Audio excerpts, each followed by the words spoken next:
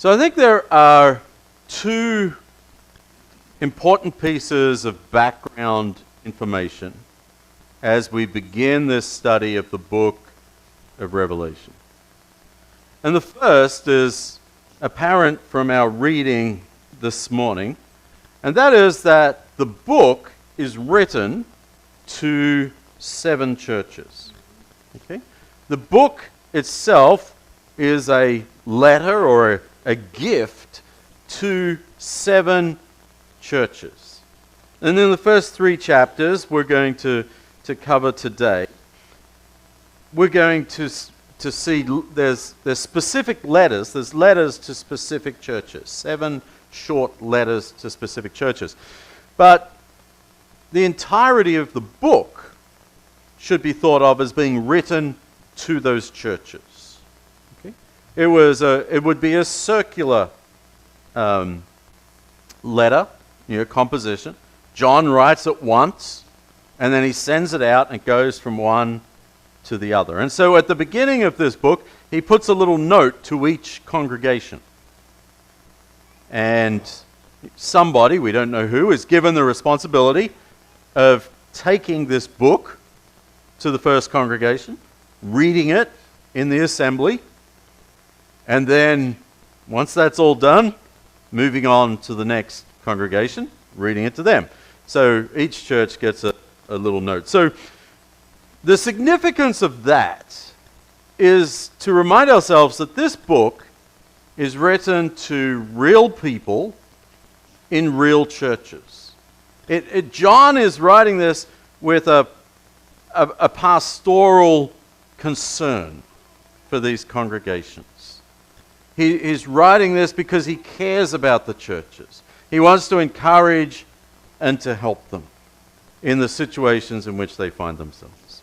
So that's the first thing. It's written to 7 congregations. The second thing, and I can give you a slide here. You can see that in red, you don't have to read it all really, but you can see in that western part of Turkey, the different churches that it's written to and how close they are. Ephesus is one of the churches, which we know from Paul's travels and the book of Ephesus. There's also, it's hard to see, but just on the bottom right edge of that circle is Colossae. And of course, Paul's letter to the Colossians is written to the church in Colossae. So it's very close to Laodicea, the two of them there. And you can see how you could make a circle out of that if you were traveling perhaps from Ephesus or somewhere there. And it's written from Patmos. So the star on the screen is the island of Patmos.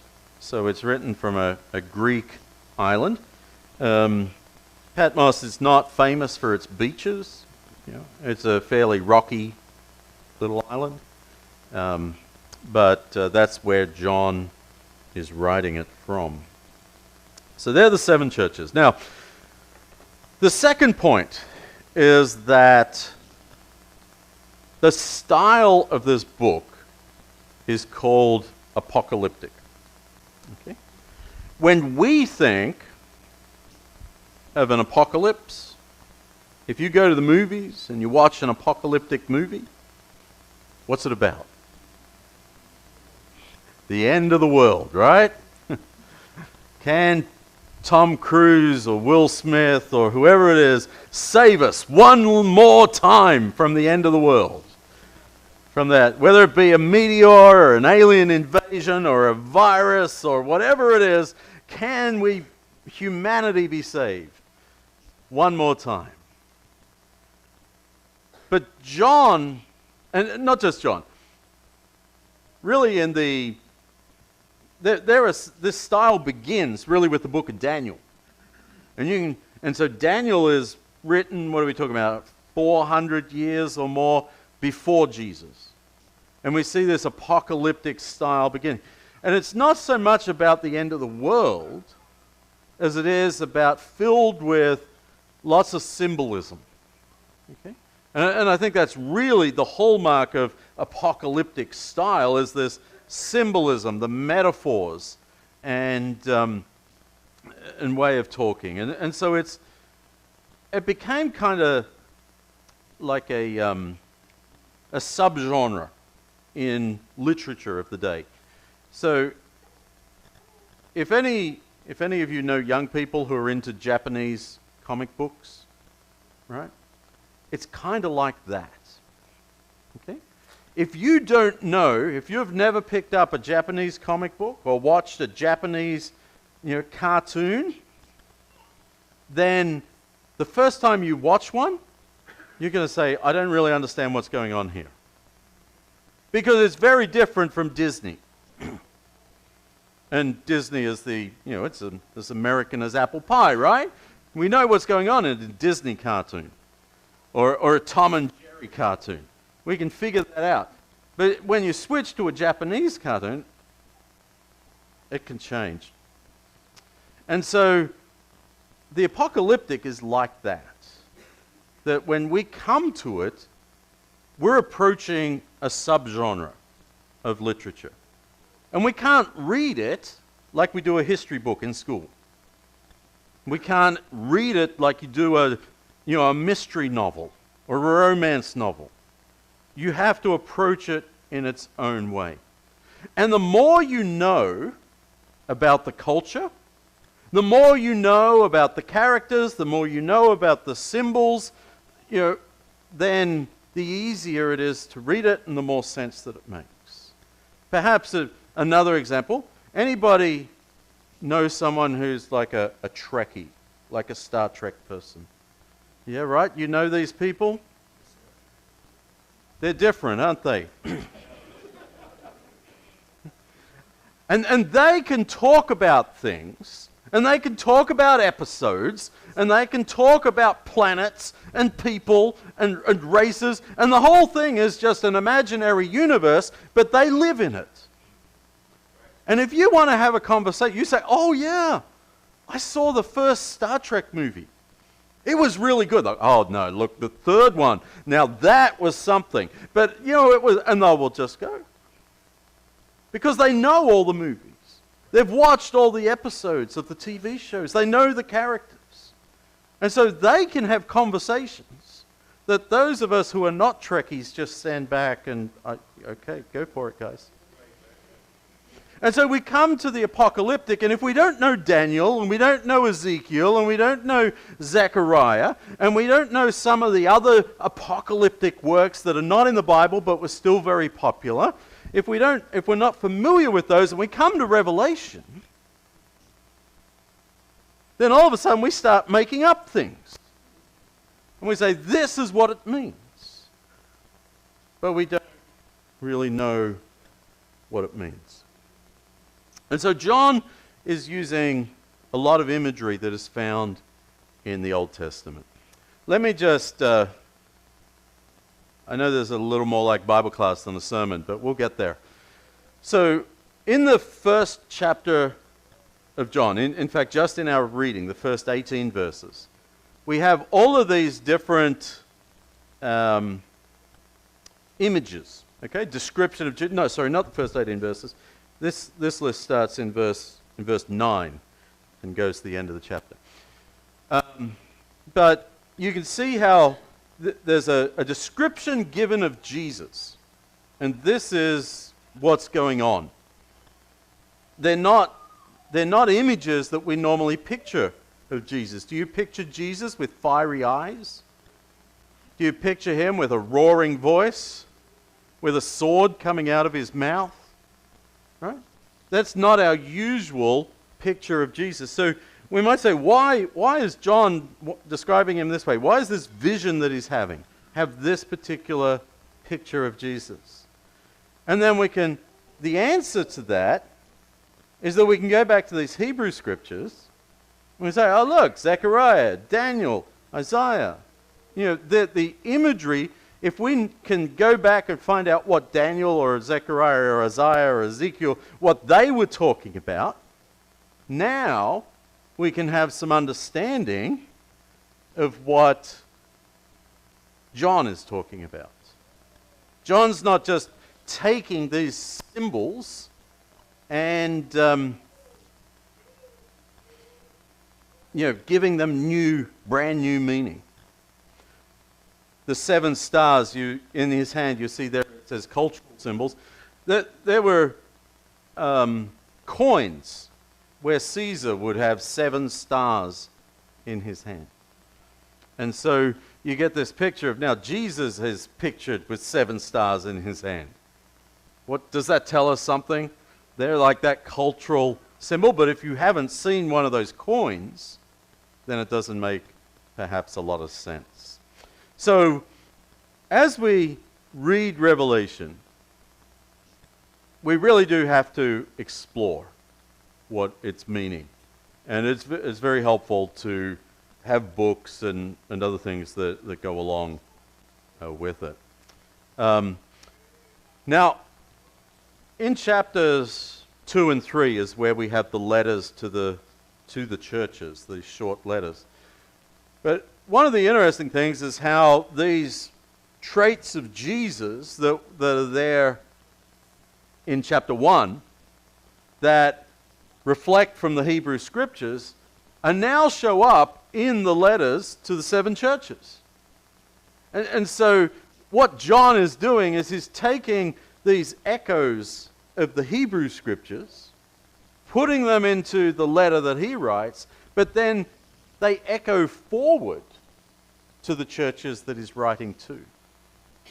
And so even when we read what seems like some of the easier parts of Revelation, chapters 2 and 3, or the first 3 chapters, even when we read those, John is setting out an agenda in the first chapter that is going to run through the book. He's got the same goals and the same themes all the way through. That's a lot of background. But I think I want us to get a sense of how this book works. Because if we understand that it's written to 7 churches in Western Turkey in the 1st century, and we understand that much of the symbolism comes from the Old Testament and uses phrases from the Old Testament, then we're unlikely to come to the conclusion that the book of Revelation is talking about helicopters. No? There are all sorts of books and movies and different things that will tell you, like helicopters, barcodes, drones, United Nations general, what was the guy in charge of the United Nations? Like just all these, Secretary General, all these different things that we find in our modern world, and folks are very quick to say, that's what it means. Because they are coming from a different perspective. One that's not grounded in the Bible as a whole, but is grounded in, let me read this book, it's hard to make sense of it, and so I'm going to look around at my world and make it make sense. The difficulty with that is if you did it in 1920, don't you think you would interpret Revelation very differently than if you did it today? Right? In 1920, Germany was a threat to the Western world and to civilization. These days, Germany's part of the Western world civilization. So it's important, I think, that we keep in mind all the way through, what does this mean to the people that first read it? The last point I'll make on this is, if it didn't mean anything, if it was all about helicopters and barcodes and implanted chips and computer chips and satellite tracking and all this kind of thing, nuclear warfare, if it was all about that, would the first Christians have understood it? And if they didn't understand it, would they have preserved it? I know John just did a class recently about how our Bible was put together. It was dependent on the churches in the first few centuries saying this book is apostolic and of value. And they said, we need to keep it, we need to collect it. So they could say John was old and we have no idea what he was writing about. Okay? And so we're just going to finish the Bible right there at the end of Jude. But they recognized value in this book. And so it was preserved and passed down to us. So, if you haven't gathered by now, let me say up front, I do not believe that in general this book is about the end of the world. I do believe that the book serves to encourage churches who are experiencing persecution, who are going through hardship. It's written to encourage them and to warn them against political assimilation as a way of reducing that persecution. Okay? Because if you're being persecuted by the state, one way of reducing that persecution is to join the state. And so this letter goes two ways, or this book goes two ways. Firstly, to encourage during hardship, and second, to warn against that type of affiliation. The first three chapters now speak directly concerning the circumstances of John and the churches. And we can't read them all, but I encourage you to read these chapters. These are going to be some of the easiest chapters. There's a preacher joke that talks about, I'm doing a series on Revelation. I'll spend 4 weeks in the first 3 chapters and 2 weeks in the last 2 chapters, and then we'll be done. Because the in-between can be really difficult, okay? But the first 3 and the last 2, they're real good. So, if you don't read all the rest of it, read these first 3, and I hope you're encouraged by that. As we read these first 3, or try to work our way through them, this is a helpful way to compare these letters to the churches. You can see across the top of the chart, on the left-hand side is each of the churches is listed. Then across the top, we're going to see that the letters to the individual churches tell their strengths, their failures, how to fix their failures, and then they close with a promise to those that make the changes that they're told to make. And so as each row then fills in, you get to the end and you can sort of review it, and you can see in this chart, they've already done this, is that they find one word or phrase to describe that church. And so your word might be different from theirs.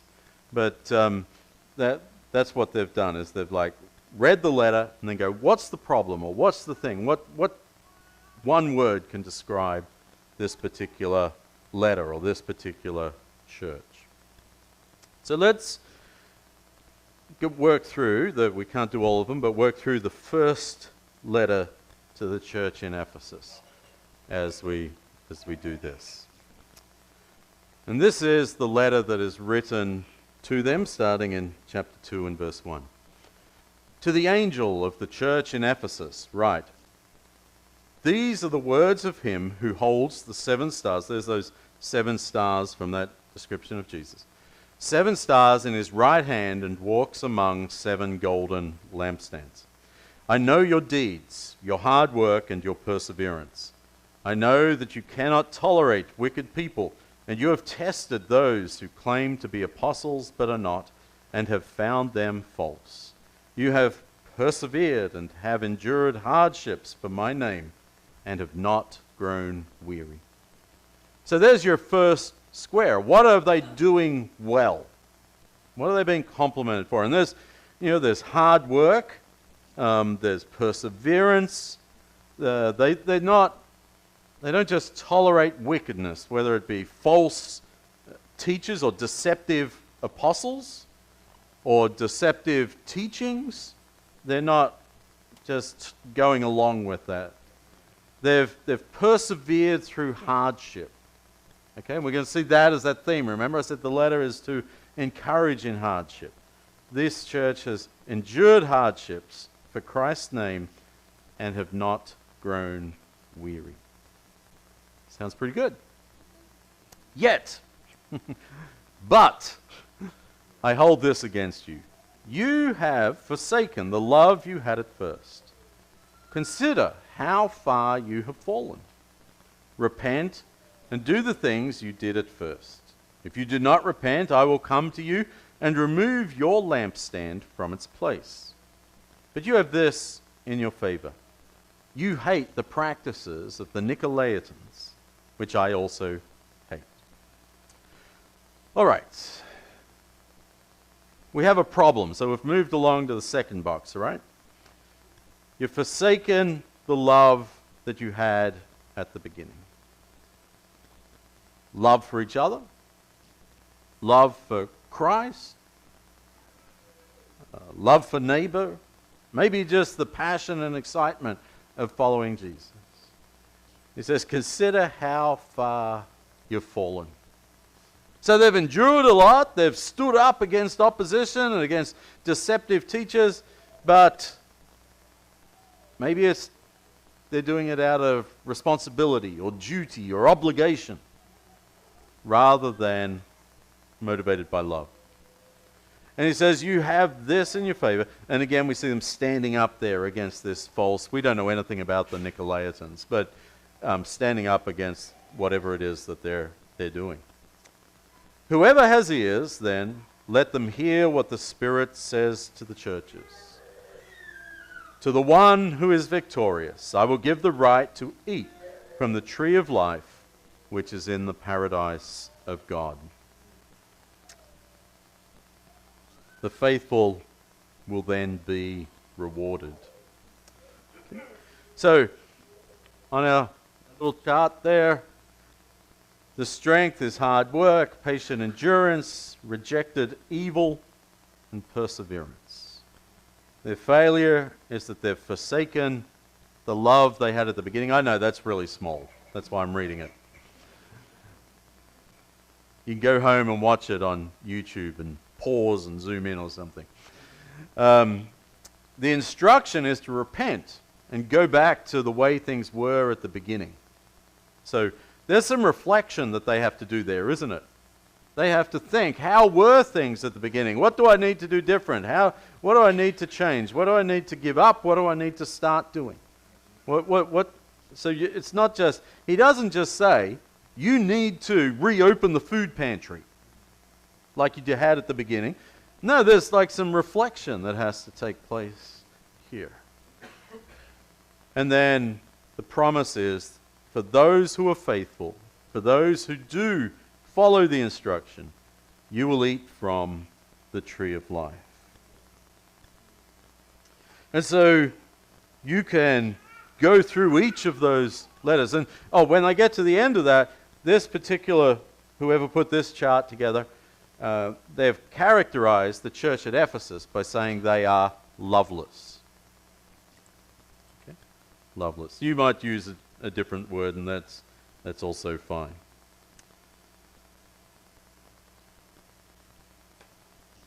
So now you have a piece of knowledge.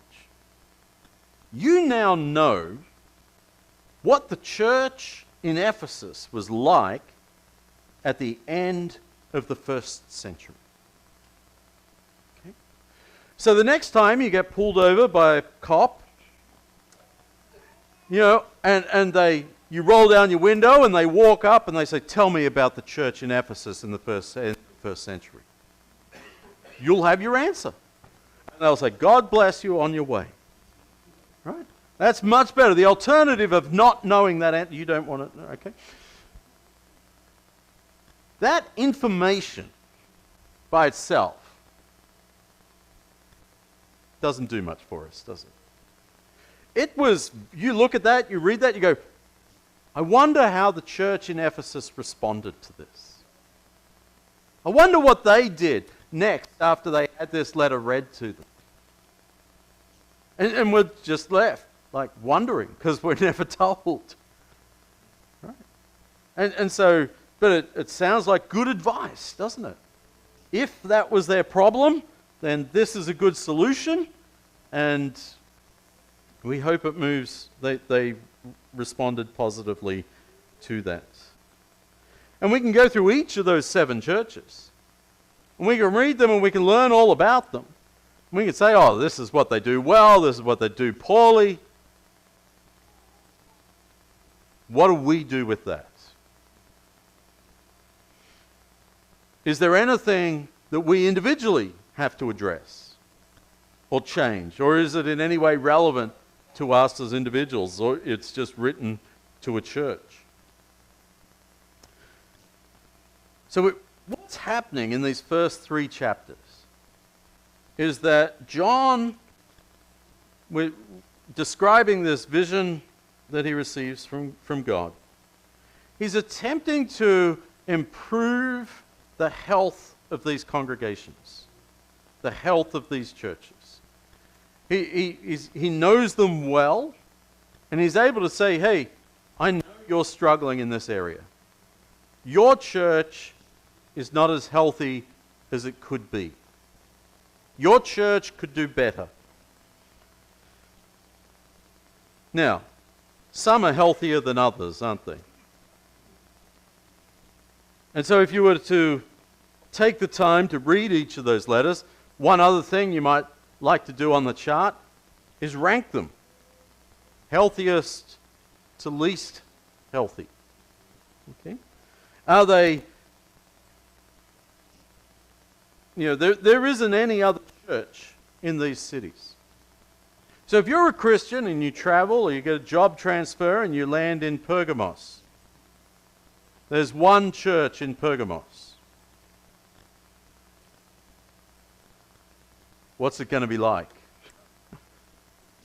You're going to go there. There's no other choices. You have to decide whether you're going to attend it or not. Is it, given the descriptions in chapters 2 and 3, where would you rather be transferred to? Can I go to the Sardis branch because there's a healthier church there? Wherever you send me, don't send me to this place. And so, which of them has a cold? Which of them has COVID? Which of them has cancer? Yeah? They're not all the same. And many of us have been through this process of considering church health. If you came to Lawson Road from another town, another state, country, then, or you just moved from another congregation here in Rochester, you presumably took some time to evaluate the health of Lawson Road. And we're glad you're here, because we're presuming that you went through a process and you said, is this a church that I can join, that I can participate in, that I can serve God, that will be good for me and my family, and help me to grow, or us to grow spiritually. These chapters remind us that not every church is healthy. They remind us not every church of Christ is healthy. They also remind us that no church is perfect. And so how do you tell the health of a church? What do you look for? You go to the doctor's office, they take your vital signs, don't they? Right? Just to make sure you're alive. Do you have a pulse? What's your blood pressure? Your temperature? What are the equivalents in a church?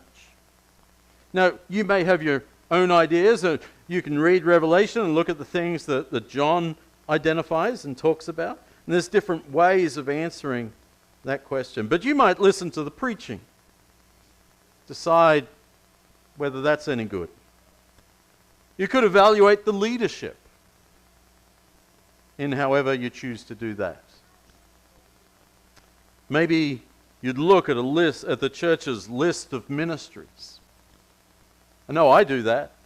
If I'm traveling and or checking out a church, or back when I was looking for ministry jobs, I'd go on their website and look at what ministries they're doing.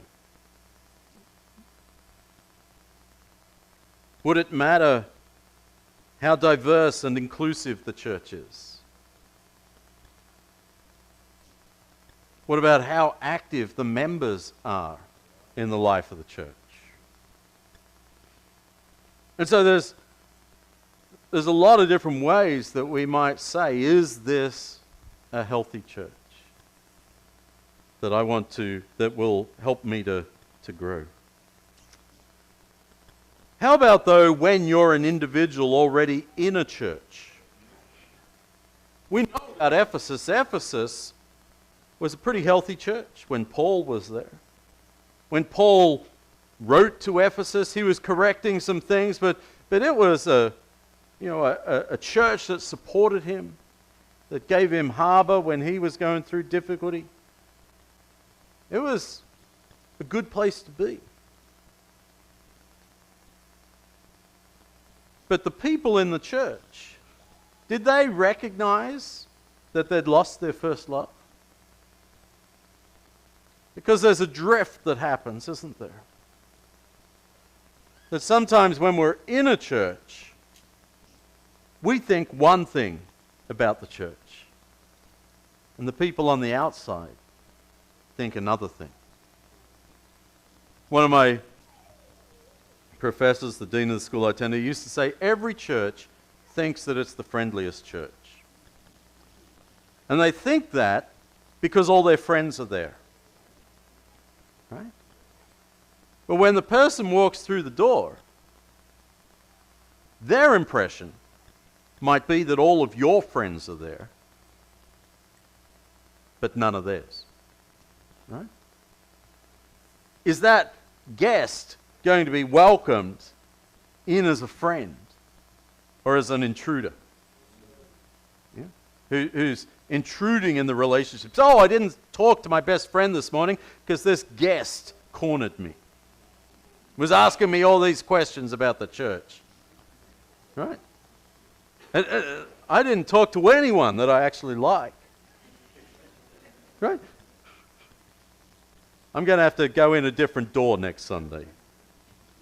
Right? So what is our impression of the church when we're part of it may not be very accurate.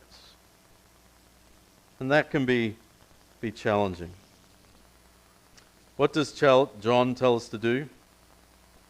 He tells us to pay attention and to fix the problems that we see.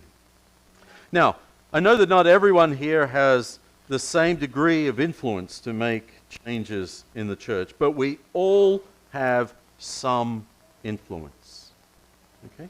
We all have some influence. A church will only ever be as healthy as the people that make up the church. Okay? Church will only ever be as healthy as the people that make up the church. The leaders have a lot to do with that. Okay? The leaders have a lot with setting the culture, setting expectations, and I accept that and recognize that. But every person in the church, if the leaders aren't friendly to guests, there's no excuse still for a member not to be friendly to a guest. Okay? So we all have these roles to play. If the church has a problem with gossiping, the leaders can stand here and talk all day about what's wrong with gossiping. But the problem won't be fixed until enough individuals make actual changes in their behavior. Sometimes, though, leaders need to be told there's a problem. Right? Sometimes we're unaware of the issue or the situation. And again, each person has an opportunity to speak up and strive to make the church a healthier place. The church can only be as generous as its members are generous. The church can only be as involved in the community as its members involve themselves in the community. The church can only have a vibrant children's ministry for all the young families that we hope are going to be part of us or that are part of us, to the extent that people in the church will invest time and energy in that ministry. The church can only be as friendly and welcoming as individuals are friendly and welcoming. You see, when we write a letter to the church, I'm sure it's discussed in the elders' meeting, right? When those churches got that letter, you don't think the elders sat around and said, is he right? What are we going to do? How do we handle this? Right? And so, but it took the whole church to make the change. Because the church is an institution, but it's not an institution. It's the collection of us. And so when a church isn't healthy, it means that we're not healthy. The more healthy we are individually, the more healthy the church is spiritually. And so that's something that we're striving for. If you want to be part of a healthy church, commit to being a spiritually healthy individual. Because when enough of us do that, the church will be healthy. That means different things for different people, right? We're not going to ask somebody who's walked through the door last week, was baptized and became a member this week, to have all the attributes and of Christ that we're going to ask somebody who's been in the church for 50 years. Okay? Health is going to look different. A newborn baby and an NFL footballer have different levels of health and different expectations. And church is like that. It's not one size fits all. But we can all be healthy. As a leadership at Lawson Road, we want to help you with that, right? It's not go and figure out on your own how to be healthy. We want to help you with that. And if you see problems, speak up. If there are things holding you back, things that you would like to do, but you can't, you don't know how, let us know. Because we want to encourage you and be part of that. The book of Revelation is written to real churches, filled with real people who are attempting to follow Jesus and are going through hard times. And I think that as we continue, some of us are going to relate to that. Whoever has ears, let them hear what the Spirit says to the churches.